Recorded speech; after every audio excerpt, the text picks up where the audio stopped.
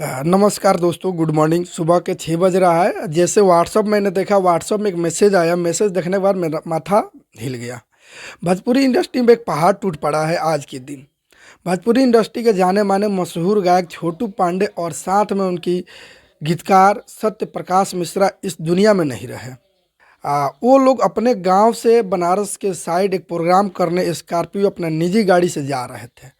वहीं मोहनिया थाना क्षेत्र राजमार्ग के देवकालीन के समीप उनकी स्कॉर्पियो का ऑन बाइलेंस हो जाता है।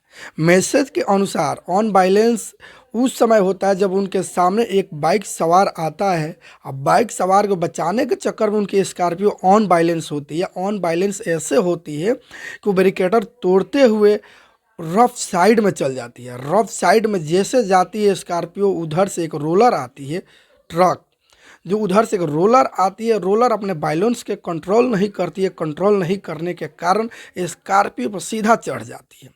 चढ़ने के बाद वहाँ एक भयानक दुर्घटना घटता है, एक्सीडेंट होता है। उसमें चारों तरफ चिलचिलाहट की गूंज उठती है। आसपास को लोग वहाँ जुटते हैं और देखते हैं ये तो भोजपुरी इंडस्ट्री के जाने माने सिंगर छोटू पांडे हैं। साथ में उनकी पूरी टीम है, जिसमें 4 लोगों की मौत घोषित कर दिया जाता है तुरंत, और कुछ लोगों के इलाज के लिए वहां आसपास के सदर अस्पताल में भेजा गया है।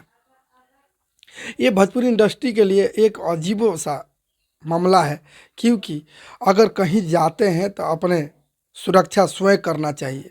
इसमें किसका दोषी है?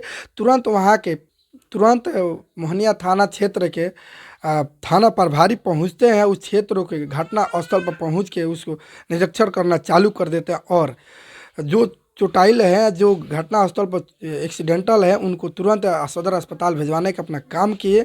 आज ईमानदारी पूर्वक वहाँ अपने काम को निरीक्षण कर रहे हैं। जांच में जुटी है कि किस कारण गाड़ी के ऑन बैलेंस हुआ है।